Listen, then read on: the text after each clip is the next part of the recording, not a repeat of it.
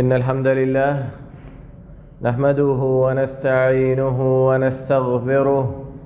ونعوذ بالله من شرور أنفسنا وسيئات أعمالنا. من يهده الله فلا مضل له ومن يضلل فلا هادي له، وأشهد أن لا إله إلا الله وحده لا شريك له، وأشهد أن محمدًا عبده ورسوله أرسله بالحق بشيرا ونذيرا بين يديه الساعة. من يطع الله ورسوله فقد رشد، ومن يعصيهما فإنه لا يضر إلا نفسه ولا يضر الله شيئا. أما بعد، فإن أصدق الحديث كتاب الله، وخير الهدي هدي محمد صلى الله عليه وسلم، وشر الأمور محدثاتها، وكل محدثة بدعة، وكل بدعة ضلالة، وكل ضلالة في النار. أعوذ بالله السميع العليم من الشيطان الرجيم. وهو الذي جعلكم خلائف الأرض ورفع بعضكم فوق بعض درجات ليبلوكم فيما آتاكم إن ربك سريع العقاب وإنه لغفور رحيم. عن أبي هريرة رضي الله عنه قال قال رسول الله صلى الله عليه وسلم: من يسر على معسر يسر الله عليه في الدنيا والآخرة. رواہ مسلم. محترم بزرگان دین و ملت، عزیز ساتھیوں، اسلامی ماں اور بہنوں، اللہ رب العالمین نے اپنی حکمت، اپنی مشیت اور اپنے فیصلے سے اس دنیا میں رہنے اور بسنے والے انسانوں کے درمیان بحیثیت انسان کوئی فرق نہیں کیا، لیکن ان کو روزی دینے میں، ان کو فضل اور عطا کرنے میں، ان کو خیر و برکات نوازنے میں ان کے درمیان تفاوت رکھا۔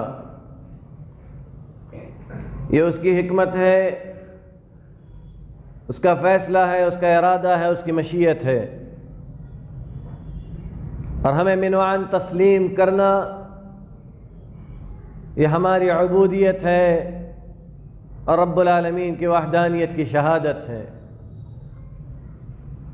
کیونکہ رب العالمین نے اس دنیا کے نظام کو بنانے کے ساتھ یہ فیصلہ بھی کیا ہے کہ اس دنیا میں آنے والا ہر انسان آزمایا جائے گا، چاہے آزمائش تھوڑی ہو یا بہت، بڑی ہو یا چھوٹی، آزمائش آ کر رہے گی، اور ہر انسان اپنی آزمائش کے آگے دوسروں کی آزمائش کو چھوٹا سمجھتا ہے، لیکن در حقیقت ایسا نہیں ہوتا۔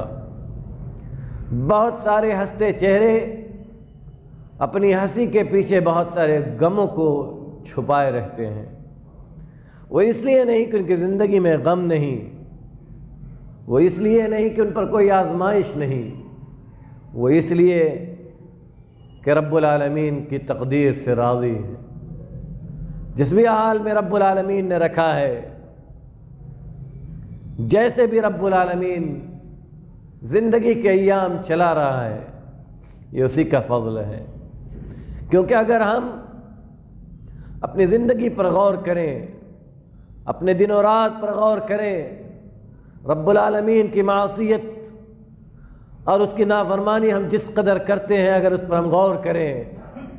اس کے فیصلے کا انکار ہم جس قدر کرتے ہیں، اگر ہم اس پر غور کریں، تو ایک پل کے لیے بھی ہم رب العالمین کے فضل و کرم کے مستحق نہیں بن سکتے۔ لیکن رب العالمین نے نوازا ہے، یہ اس کا فضل ہے، یہ اس کی رحمت ہے، یہ اس کا کرم ہے۔ اسی لیے رب العالمین کسی کو مرض دیتا ہے، بیماری دیتا ہے، تو اس میں صحت یاب لوگوں کے لیے آزمائش ہے کہ وہ اس مریض کو کس نظر سے دیکھتے ہیں۔ اگر کسی کو رب العالمین تنگ دستی دیتا ہے تو اس میں مالداروں کے لیے آزمائش ہے کہ اس کو کس نظر سے دیکھتے ہیں۔ اگر رب العالمین نے کسی کو تھوڑا دیا ہے تو ان کے لیے آزمائش ہے جن کو رب العالمین نے زیادہ دیا ہے۔ اگر رب العالمین نے کسی کو اولاد نہیں دی تو ان کے لیے آزمائش ہے جن کو اولاد دی ہے۔ اگر رب العالمین نے کسی کو کاروبار نہیں دیا تو اس کے لیے آزمائش ہے جس کو کاروبار دیا۔ اسی لیے رب العالمین کہتا ہے وَهُوَ الَّذِي جَعَلَكُمْ خَلَائِفَ الْأَرْضِ وَرَفَعَ بَعْضَكُمْ فَوْقَ بَعْضٍ دَرَجَاتٍ لِيَبْلُوَكُمْ فِي مَا آتَاكُمْ۔ اسی نے، وہی رب ہے جس نے تم کو زمین پر بھیجا، بعد میں آنے والا تمہیں زمین پر بنایا اور تم میں سے بعض کو بعض پر فضیلت دی، لِيَبْلُوَكُمْ فِي مَا آتَاكُمْ، تمہیں زمین کا خلیفہ بنایا تاکہ تم میں سے بعض کو بعض پر فضیلت دیا تاکہ تمہیں آزمائے، فیما آتاکم، جو کچھ رب العالمین نے تمہیں دیا ہے۔ جسے کم دیا ہے اسے کم دے کر آزمائے، جسے زیادہ دیا ہے اسے زیادہ دے کر آزمائے، جسے بیمار کیا ہے اسے بیماری کے ذریعے آزمائے، جسے صحت دیا ہے اسے صحت کے ذریعے آزمائے، جسے فرصت دیا ہے اسے فرصت کے ذریعے آزمائے، جسے مشغول کیا ہے اس کو اس کے کام کے ذریعے آزمائے، جس کو ذمہ داری دی ہے اس کو اس کی ذمہ داری کے ذریعے آزمائے، جس کو بادشاہ بنایا ہے اس کو اس کی بادشاہت کے ذریعے رب العالمین آزماتا ہے، جس کو رب العالمین نے فقیر بنایا اس کے فقر کے ذریعے سے آزماتا ہے، جس کو رب العالمین نے تنگ دستی دی ہے اس کو تنگ دستی کے ذریعے سے آزماتا ہے۔ اور یہ دنیا اسی کا نام ہے۔ پہلے دن سے آدم سے رب العالمین نے آزمانا شروع کیا اور قیامت تک آنے والا ہر فرد آزمایا جائے گا، اور آزمائش اس قوم کی سب سے زیادہ ہوتی ہے جو قوم اللہ رب العالمین سے محبت کی جتنی زیادہ دعوے دار ہوگی، جو قوم یہ کہے گی کہ میں اپنے رب سے محبت کرتی ہوں، جہاں کے فرد اس بات کے دعوے دار ہوں گے کہ ہم اپنے رب سے محبت کرتے ہیں، اس قوم کی، اس معاشرے کی، اس گھر کی، اس فرد کی آزمائش رب العالمین اتنی سخت کرے گا۔ اس لیے کبھی موقع ملے تو نبیوں کی زندگی پر نظر ڈال لینا مسلمانوں، نبیوں کی زندگی پر نظر ڈال لینا کہ کس قدر مصیبت میں، کس قدر آزمائشوں میں زندگی گزارا، کس قدر امتحانات نے ان کو گھیر رکھا، لیکن پھر بھی صبر و تحمل اور استقامت کے دامن کو اپنے ہاتھ سے نہیں چھوڑا۔ کیوں؟ اس لیے کہ ان کو معلوم ہے کہ یہی رب العالمین کی سنت ہے۔ اور پھر نبیوں کے بعد نبیوں کے طریقے پر چلنے والے، ان کے حواری، خصوصاً ہمارے نبی محمد صلی اللہ علیہ وسلم کے صحابہ کرام، جس طرح اللہ رب العالمین نے ان کو آزمایا، ہم ان کو خیالات میں بھی نہیں لا سکتے، اس کے بارے میں ہم سوچ بھی نہیں سکتے۔ ہم یہ سوچتے ہیں کہ ایک انسان مار دیا گیا، اس کو قتل کر دیا گیا، انسان قتل کر دیا گیا، اس کی پریشانی ختم ہو گئی، اس کی روح اس کے جسم سے نکل گئی، لیکن وہاں مارا نہیں جاتا تھا، وہاں تڑپایا جاتا تھا، وہاں دین کا سودا کیا جاتا تھا، نبی کی عصمت کا سودا کیا جاتا تھا، نبی کی نبوت کا سودا کیا جاتا تھا، وہاں اس بات کا سودا تھا کہ اپنے دین کا سودا کر لو، اپنے نبی کی نبوت سے سودا کر لو۔ لیکن کبھی کسی صحابی کے بارے میں یہ نہیں سنیں گے کہ اس نے اپنے نبی کی تنقیص کی ہو، جس کے دل میں ایمان ہو، جس کے دل میں نبی کی نبوت سے سچی محبت ہو، اس نے کبھی اپنے نبی کی تنقیص کی ہو، یہ ناممکن ہے۔ اسی لیے اللہ رب العالمین نے ہمیں اگر دین دیا ہے، شریعت دی ہے، تو مسلمان اور رب العالمین آزمائے گا ضرور، چاہے وہ آزمائش جس شکل و صورت میں آئے، جس طرح آئے، جس راستے سے آئے، لیکن آئے گی ضرور، اور رب العالمین چھوڑے گا نہیں، کیونکہ رب العالمین کی سنت ہے۔ اور جو قوم یہ دعویٰ کرتی ہے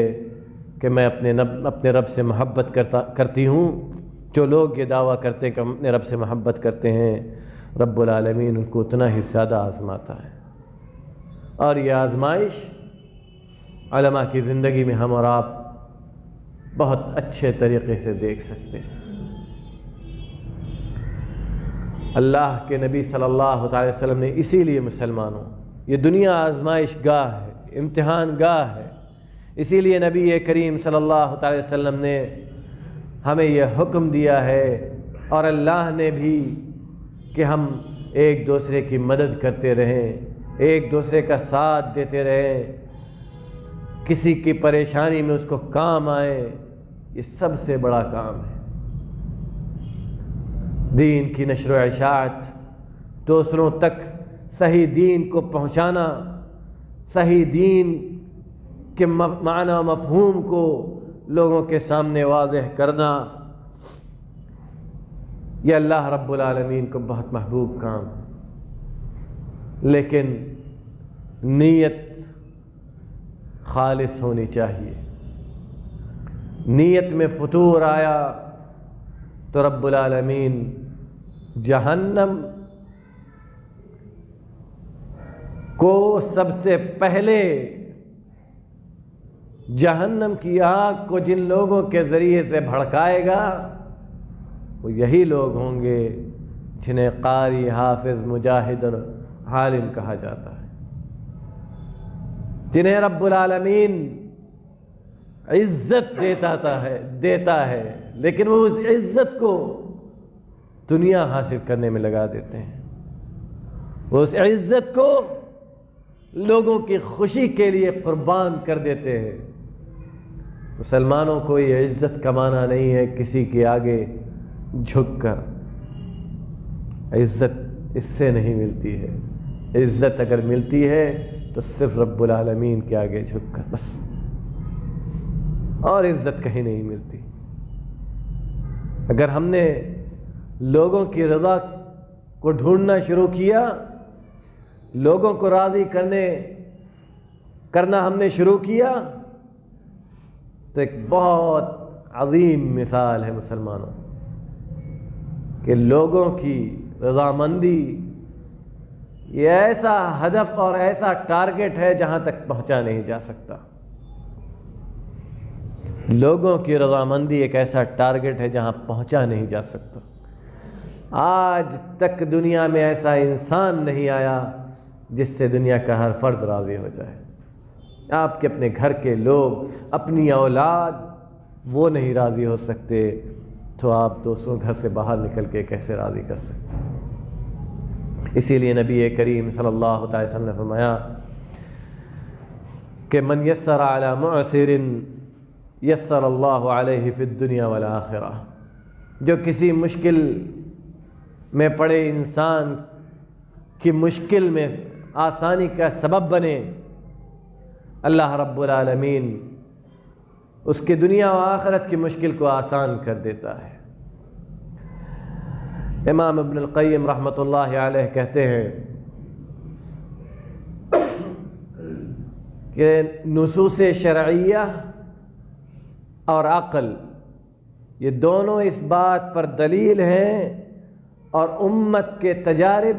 اور انسانی فطرت، ہر مذہب و مسلک کے لوگوں کی، کہ اللہ رب العالمین کا تقرب، اپنے مولا اپنے رب کا تقرب لوگوں کے لیے آسانی پیدا کر کے اور ان کے ساتھ حسن سلوک کر کے، والدین کے ساتھ حسن سلوک کر کے اور اللہ کی مخلوق کے ساتھ اچھا برتاؤ کر کے ہی حاصل کیا جا سکتا ہے۔ اور اللہ رب العالمین کی طرف سے بھلائی لانے والی چیزوں میں سے، بھلائی لانے کے اسباب میں سے سب سے بڑا سبب یہی ہے۔ یعنی آپ اللہ کی طرف سے برکت اور رحمت چاہتے ہیں، یہ چاہتے ہیں کہ اللہ رب العالمین آپ کے معاملات میں آسانی پیدا کریں، تو آپ لوگوں کے لیے آسانی کا سبب بنیں۔ اگر آپ یہ چاہتے ہیں کہ اللہ رب العالمین آپ کے ساتھ اچھا برتاؤ کرے، تو آپ لوگوں کے ساتھ اچھا برتاؤ کریں، آپ لوگوں کے لیے نفع بخش بنیں، نفع مند بنیں، رب العالمین آپ کے لیے آسانی پیدا کرے گا۔ اور اگر کوئی اس کے خلاف گیا تو یہ رب العالمین کی طرف سے برائی یعنی برا فیصلہ آنے کے لیے سب سے قریب ترین چیز ہے۔ یعنی اگر آپ نے لوگوں کو نقصان پہنچانا شروع کیا، لوگوں کی پریشانی کا باعث بنے، لوگوں کے لیے نفع بخش بننے کے بجائے ضرر رساں ثابت ہوئے، تو یہ چیز آپ کے لیے بھی ضرر رساں ہی بنے گی۔ اسی لیے کہا جاتا ہے جو دوسروں کے لیے گڈھا کھودتا ہے اس میں وہ خود گر جاتا ہے۔ کہتے ہیں امام ابن القیم رحمۃ اللہ علیہ کہ اللہ رب العالمین کی نعمت کو حاصل کرنے کے لیے اور اس کی ناراضگی کو دور کرنے کے لیے جو سب سے اچھی چیز ہے وہ رب العالمین کی اطاعت اور اس کی مخلوقات کے ساتھ احسان، حسن سلوک، اس سے بڑی کوئی چیز نہیں۔ آپ رب العالمین کی اطاعت کرتے رہیں اور لوگوں کے ساتھ حسن سلوک کرتے رہیں۔ حسن سلوک کے اندر کتنا بڑا دروازہ ہے یہ ہم اور آپ اچھی طرح جانتے ہیں۔ جھوٹ، چوری، دغا بازی، مکاری، فریب کاری،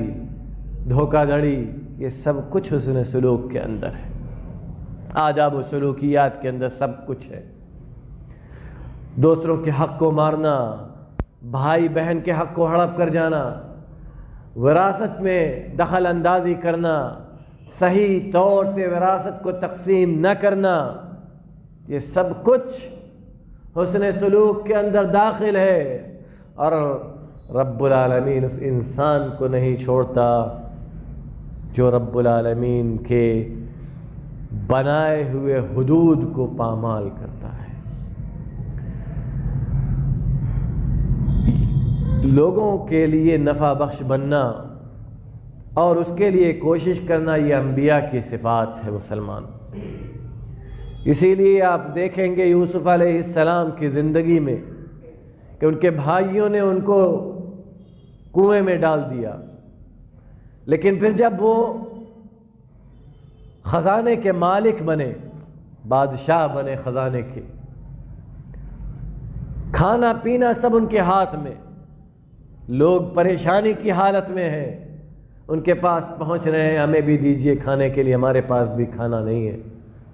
تو کیا انہوں نے اپنے بھائیوں کو جنہوں نے ان کو کنویں میں ڈالا تھا بھگا دیا، ڈانٹ پھٹکار کے نکال دیا کہ نہیں تم نے ہمیں کنویں میں ڈال دیا تھا؟ یا ان کے پیچھے اپنے گارڈ کو لگا دیا کہ ان کو مار بھگاؤ؟ جہزہم بجہازہم، بھر کر دے دیا، بھر کے دے دیا، اور اتنا دے دیا کہ مدتوں کافی ہو۔ اور موسیٰ علیہ السلام جب مدین پہنچے، پریشان حال، سب کچھ گھر بار سب کچھ چھوٹ گیا، فرعون کے قتل کے ڈر سے بھاگے، مدین پہنچے، دیکھا کہ ایک کنویں سے لوگ اپنے جانوروں کو پانی پلا رہے ہیں، اور دو عورتیں پیچھے کھڑی ہیں اپنے جانور کو، اپنے ریوڑ کو لیے۔ تو موسیٰ علیہ السلام نے یہ نہیں کہا میں بہت تھکا ہوں، میں تمہاری کوئی مدد نہیں کر سکتا، بلکہ بڑھ کر خود مدد کے لیے پوچھا اور مدد کی۔ نبی کریم صلی اللہ علیہ وسلم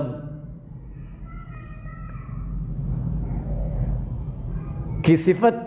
بیان کرتے ہوئے حضرت خدیجہ رضی اللہ تعالی عنہ کہتی ہیں کہ آپ صلہ رحمی کرتے ہیں، آپ کمزوروں کے بوجھ کو اٹھاتے ہیں، آپ ان لوگوں کو کما کر دیتے ہیں جن کے پاس کچھ نہیں ہے، اور مہمان نوازی کرتے ہیں، اور حق پر لوگوں کی مدد کرتے ہیں۔ اللہ رب العالمین ایسا کرنے والوں کو ضائع نہیں کرتا، اس لیے آپ کو بھی رب العالمین ضائع نہیں کرے گا۔ نبی کریم صلی اللہ علیہ وسلم سے کبھی بھی کسی بھی چیز کا سوال کیا گیا، آپ نے نہیں کہہ کر پھٹکار نہیں دیا، بلکہ اس کا طریقہ بتلایا یا دوسرا راستہ بتلایا۔ اور نبی کریم صلی اللہ علیہ وسلم نے فرمایا کہ جس کسی نے کسی پریشان حال کی پریشانی کو دور کرنے کا کوئی سبب بنا یا پریشان حال کی پریشانی کو دور کیا تو رب العالمین قیامت کے دن اس کی پریشانی کو دور کر دے گا۔ اور اللہ کے نبی صلی اللہ علیہ وسلم نے ایک حدیث میں ارشاد فرمایا کہ جس شخص کو پسند ہو کہ رب العالمین قیامت کے دن اس کو نجات عطا کرے، قیامت کے دن کی پریشانی اور ہولناکی سے اس کو نجات عطا کرے، تو اس کو چاہیے کہ کسی پریشان حال کی مدد کر کے اس کی آسانی کا سبب بنے اور اس سے یا اس کی پریشانی کو دور کرے۔ اور اللہ رب العالمین اس انسان کی مدد کرتا رہتا ہے جو دوسرے کی مدد کرتا رہتا ہے۔ واللہ فی عون العبد ما کان العبد فی عون اخیہ، اللہ رب العالمین اس انسان کی مدد کرتا رہتا ہے جو انسان اپنے بھائی کی مدد میں لگا رہتا ہے۔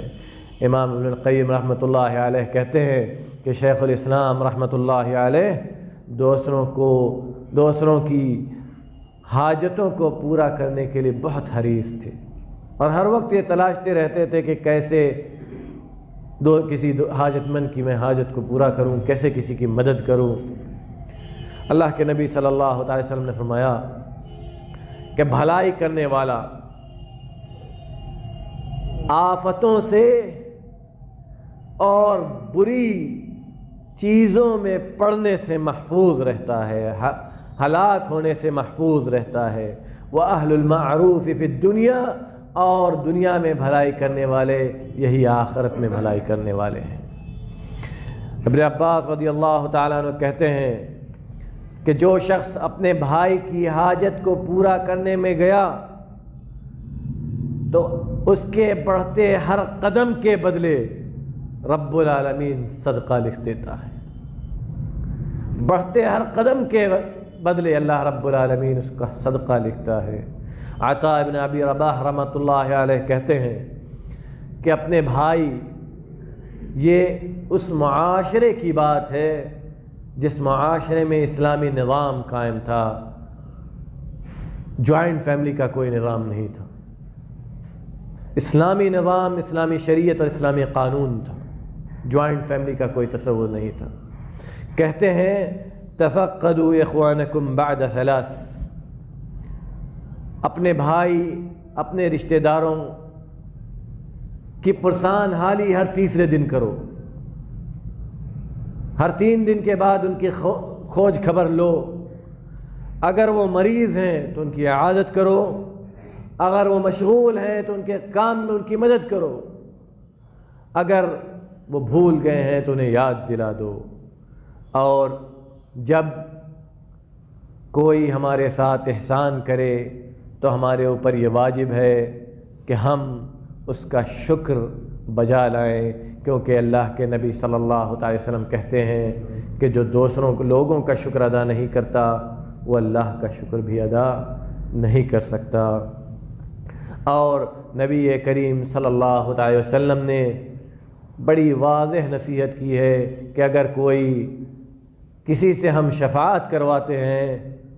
تو ہمیں اس کی عزت کا خیال رکھنا چاہیے۔ شفاعت ویسی جگہ طلب کروانی چاہیے جہاں شفاعت کا فائدہ ہو۔ اگر شفاعت کا فائدہ نہیں ہوا تو کوئی حرج کی بات نہیں ہے، لیکن اس کی عزت کا خیال رکھنا چاہیے۔ اور اگر کسی کے پاس ہم جاتے ہیں اور وہ ہمیں منع کر دے تو اس میں بھی کوئی حرج کی بات نہیں ہے، کیونکہ نبی کریم صلی اللہ علیہ وسلم نے خود حضرت بریرہ رضی اللہ تعالی عنہ سے مغیث کو اختیار کرنے کے لیے کہا تھا، تو نبی کریم صلی اللہ علیہ وسلم کی اس مطیع و فرما بردار اللہ کی باندی نے اور نبی کریم صلی اللہ علیہ وسلم کی متبعہ نے کہا تھا کہ اللہ کے رسول کیا آپ حکم دے رہے ہیں یا یہ آپ کی رائے ہے؟ تو کہا یہ میری رائے ہے۔ تو بریرہ رضی اللہ تعالی عنہ نے کہا مجھے مغیث کی ضرورت نہیں۔ مغیث کی شفاعت کس نے کی تھی؟ نبی کریم صلی اللہ علیہ وسلم نے، لیکن وہ ایک عام انسان کی شفاعت تھی، یعنی نبی کریم صلی اللہ علیہ وسلم نے بحیثیت نبی نہیں کہا تھا بلکہ بحیثیت بھائی، ایک بھائی کی حیثیت سے کہا تھا کہ مغیث کو آپ سے بہت محبت ہے، آپ نے اختیار کر لیں۔ بریرہ نے کہا نہیں، مجھے مغیث کی ضرورت نہیں، میں مغیث سے شادی نہیں کروں گی، میں مغیث کے ساتھ نہیں رہوں گی، اور چھوڑ دیا۔ مسلمانوں، یہ درس ہے ہمارے لیے کہ ہم دوسروں کی مدد کے لیے آگے بڑھیں اور جس قدر ممکن ہو سکے دوسروں کی مدد کریں۔ لیکن آج جو چیز سب سے زیادہ تکلیف دہ ہے وہ یہ کہ ہم دعوے تو بڑے بڑے کرتے ہیں، لیکن دعویٰ بلا دلیل کوئی حقیقت نہیں رکھتا۔ یہی حال مساجد و مدارس کے منتظمین اور رؤساء کا ہے۔ بڑی بڑی باتیں کریں گے لیکن صف اول میں ندارت، تکبیر اولیٰ کے وقت ندارت، جمعہ کھڑے ہوتے وقت ندارت۔ ایسے منتظمین اور رؤساء کے سلسلے میں بڑی وعیدیں ہیں مسلمانوں۔ نبی کریم صلی اللہ علیہ وسلم نے ایسے منتظمین اور رؤساء کو وعید سنائی ہے، اللہ کے عذاب کی دھمکی سنائی ہے۔ اس لیے مدد کرنے کے لیے اس لائق پہلے بننا ہے کہ لوگ ہم سے مدد لیں، ہماری شخصیت ایسی ہو کہ لوگ ہمارا احترام کریں، ہماری باتوں پر توجہ دیں، ورنہ ایک گروپ کے اندر سمٹ کر رہ جانا، ایک کمیٹی کے اندر بیٹھ کر رہ جانا، ایک مدرسے اور ایک مسجد کے اندر سمٹ کر رہ جانا، یہ عقل مندی نہیں ہے انسان کے لیے۔ اللہ رب العالمین ہمیں کہنے اور سننے سے زیادہ عمل کرنے کی توفیق عطا فرمائے۔ الہ العالمین تو ہم سب کو معاف کر دے، الہ العالمین تو ہماری غلطیوں سے درگزر فرما دے، ہماری خطاؤں کو دھل دے۔ الہ العالمین ہم میں سے جو پریشان حال ہیں ان کی پریشانی کو دور کر دے، ہم میں سے جو بے روزگار ہیں ان کو روزگار والا بنا دے، جو روزگار والے ہیں ان کے روزگار میں برکت عطا فرما۔ الہ العالمین جو پریشان حال ہیں ان کی پریشانی سے نجات عطا کر دے، جو بیمار ہیں ان کی بیماری سے شفاء کامل عاجل عطا فرما۔ الہ العالمین جب تک اس دار فانی میں زندہ رکھ، اسلام پر عقیدہ توحید کے ساتھ زندہ رکھ، ہمارے والدین کو صحت و عافیت والی زندگی عطا فرما، ان کی زندگیوں میں برکت عطا فرما۔ جن کے والدین یا ان میں سے کوئی ایک بیمار ہے الہ العالمین تو ان کی بیماری سے شفاء کامل عاجل عطا فرما۔ جو بے روزگار ہیں الہ العالمین جو ہمارے والدین میں سے جو ہم میں سے جن کے والدین یا ان میں سے کوئی ایک اس دنیا سے جا چکے ہیں الہ العالمین، تو ان کی قبروں کو نور سے بھر دے، ان کی قبروں کو تحت نظر وسیع کر دے، ان کی قبروں کو جنت کی کیاری بنا دے الہ العالمین۔ تو ہم مسلمانوں کی حفاظت کر، ہمارے مساجد و مدارس کی حفاظت کر الہ العالمین۔ تو ہمارے رؤساء اور امراء کی اصلاح کر دے الہ العالمین، تو ان کو صحیح معنوں میں مصلح اور قائد بنا دے الہ العالمین۔ تو ہم سب کو معاف کر دے، جب تک اس دار فانی میں زندہ رکھ، اسلام پر عقیدہ توحید پر زندہ رکھ۔ جب ہمارا خاتمہ ہو تو خاتمہ بخیر ہو، اور زبان سے جو آخری کلمہ نکلے وہ تیرا کلمہ لا الہ الا اللہ ہو۔ اقول قولی ھذا واستغفر اللہ لی ولکم ولسائر المسلمین من کل ذنب فاستغفروہ انہ هو الغفور الرحیم۔